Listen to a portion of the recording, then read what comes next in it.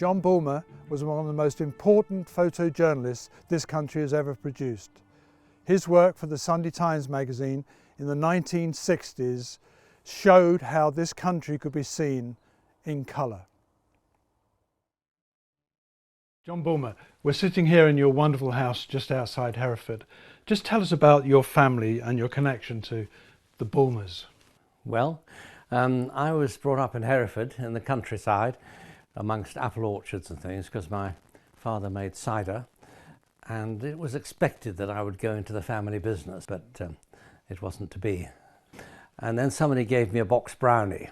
Then I discovered the image, which was extraordinary. There was an exhibition and a book of Cartier-Bresson's pictures and a big show called The Family of Man, and I just found them magic, and suddenly the camera wasn't just a mechanical device, but it was a means of exploring the world.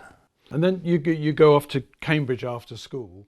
What were you studying at Cambridge? Well, I went to study engineering. I mean, I had by that time decided that I really would like to be a photographer, but my family said, well, be sensible and get yourself a proper qualification, because in those days being a photographer didn't seem to be that serious a career. It was you know, local newspapers and things were one thing, but the idea of a photographer travelling the world as they could later, it wasn't really in most people's perception.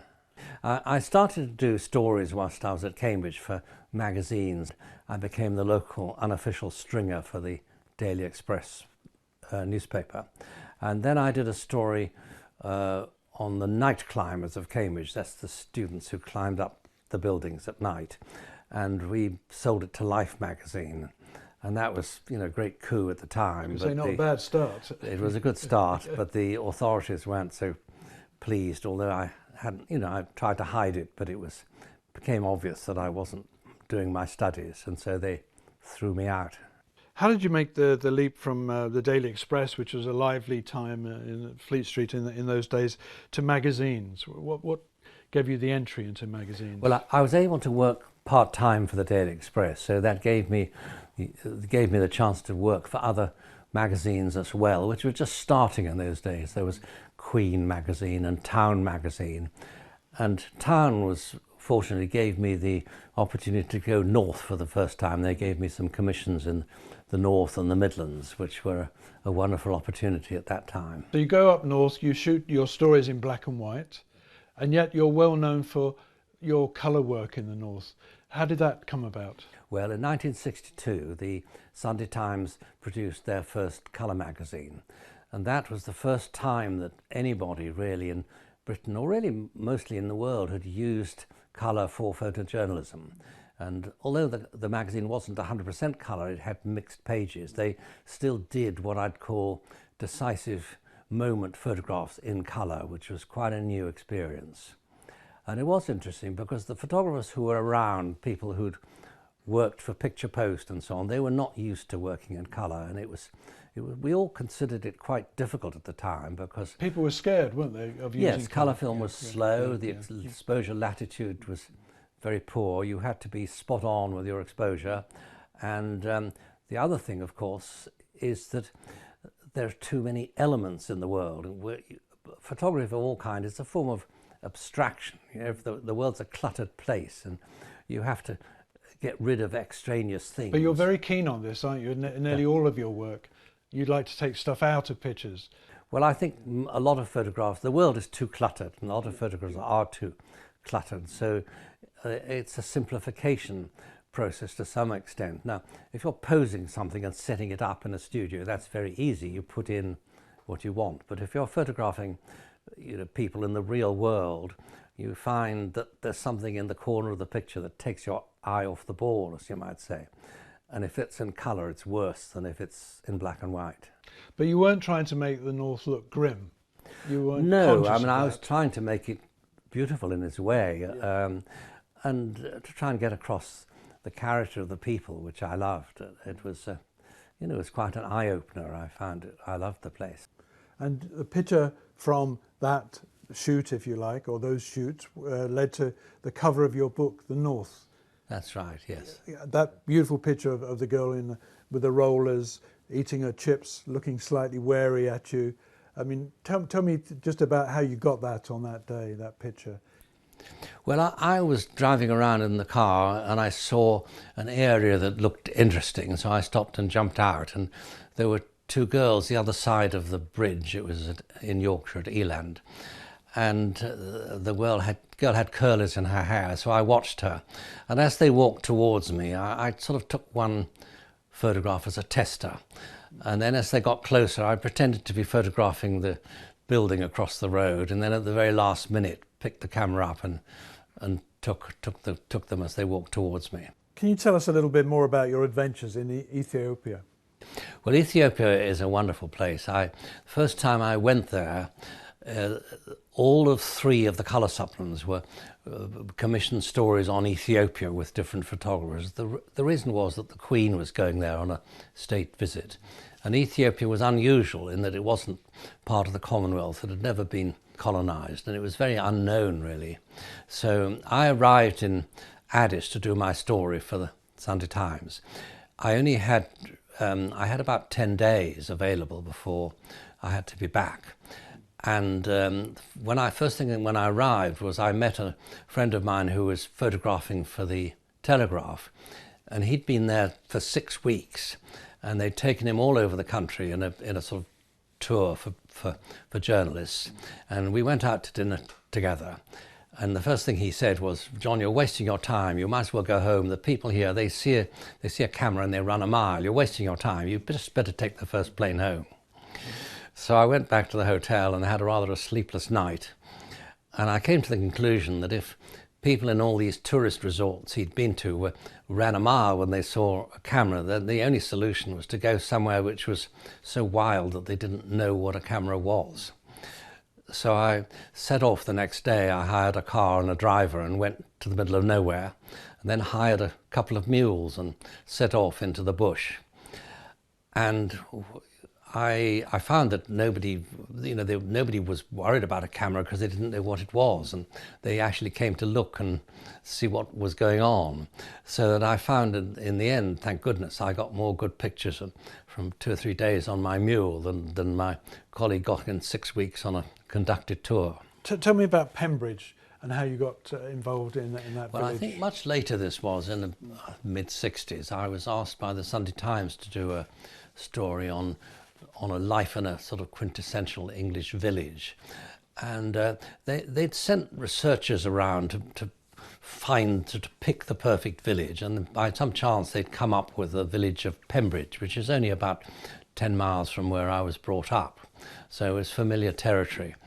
And I went off to do this story with a friend of mine who's a writer, and I started working from home, as you might say, and I fairly soon discovered that I just needed to be there. So I went and stayed in the local pub. And again, I did the same things that I'd done all over the world, which was really just to wander around and photograph what I saw in front of me. And I didn't really want to ask people if I could pose them.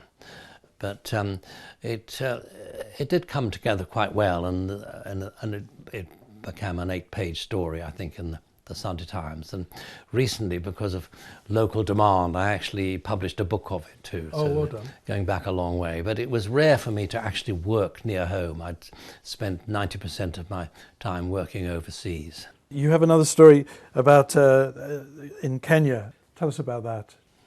Well, as part of the White Tribes of Africa, the first place that Richard West and I went really was Kenya.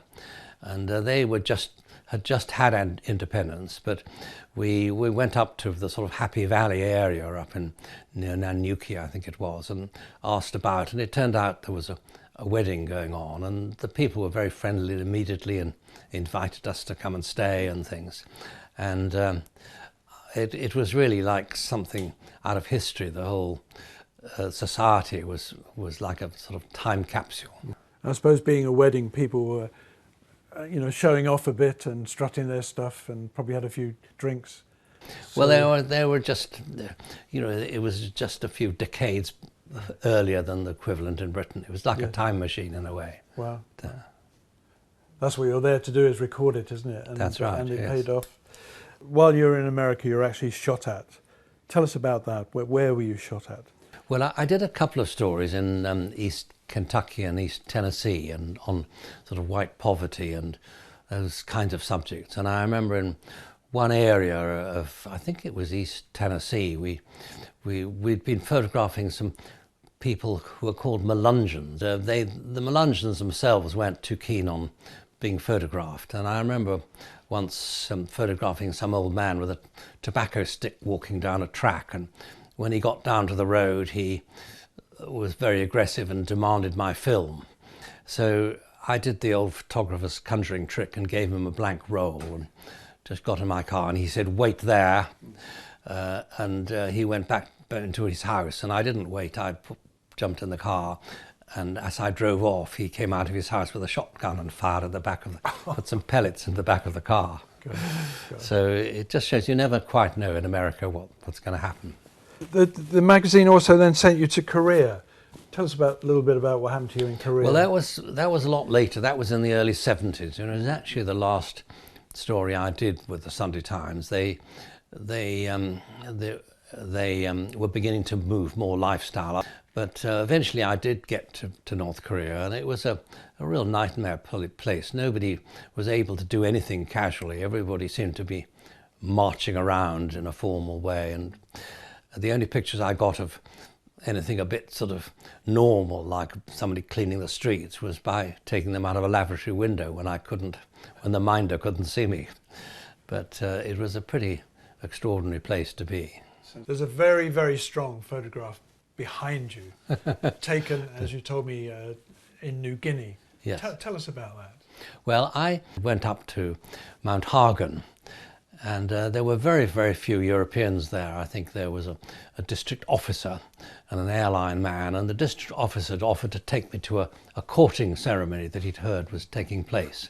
And we walked at night through the forest, which was pretty hard, over slippery log bridges and things. And we arrived at this long house in the dark, and they were having, it was a little bit like the local village dance, in that the boys and the girls sat down one side of the hut, and the men and the old people sat at the other end, and they would chant, and it would be like the band in a way.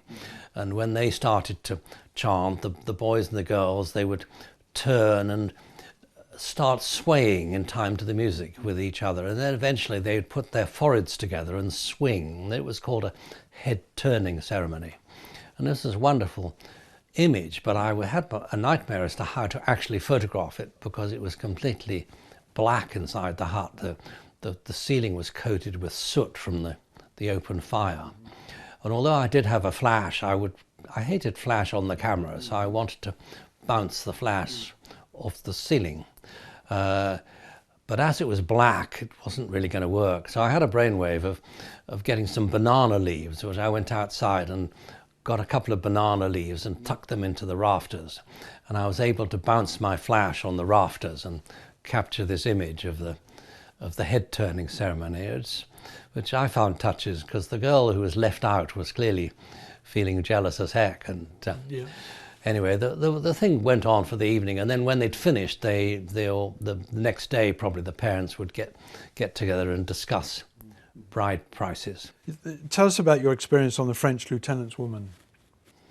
Well, I was hired as a still photographer to take photographs of Meryl Streep, and it was done quite a lot in those days that a film company would hire a magazine photographer to come and spend time on a set, because they would have access to the magazines and get those photographs published, probably more than their own in-house photographer would. But it was very interesting to spend time around there for a while. But on the whole, making feature films is a very slow business. Lots of time you spend sitting around waiting for the lighting to be set up and for the thing to be just right. And it's not something I really want to spend a lot of time doing. It takes a lot of time to get anything. When I retired from filmmaking, this is in around the millennium, I started going through my old boxes of still photographs that I'd taken in the 60s and 70s a bit. And the first batches really I put together and scanned were really on the north of England, because it seemed to me a very contained subject, and a subject that people found a nostalgia for, an interest for, and so that I scanned and went through all this material, and I decided to put together a book called The North, which was it was the assembly of about 8 different assignments that I'd done in the 60s on that subject, it was extraordinary to find all these old images, many of which I'd forgotten because they'd been sitting in boxes for 30 years or so. And so I put together a draft for The North, and then I had trouble finding a publisher, but in the end I did. The Blue Coat Press emailed me out of the blue, and they were wonderful to work with because they enabled me to do just what I wanted, which was I wanted to keep it simple and just put the pictures together without trying to make them into a magazine story or anything, but just show them off in a simple way. And where is all your material now, this lifetime's work? Where is it all gathered together? Well, I spent 10 years of my life probably scanning and putting this material together, and then I started to think, well, I'm getting on a bit, where is this going to go? And my daughter is not that particularly interested in photography, and I had friends who'd given their material to academic institutions, and although the people were very good at preserving negatives and prints, they had no idea of what the material was worth and actually getting it out and showing it. So I had an offer from Bob Thomas of Popperfoto to take over my archive, and I thought long and hard about it, but I agreed to do that because I know that in 100 years' time that material will be available and people will be able to see it, and also that, you know, he will go through it all and find everything that's there. And even now I find material that's on Getty Images, which is where he shows it, pictures I don't hardly even remember taking. So I feel that the material is being looked after and used, and to me that's the most important thing in a way. I think one's archive, it's almost like one's family. One wants to see it having a life after one's own death, so I think it's nice to think of it there. Well, it's been fascinating to talk to you, and thank you so much.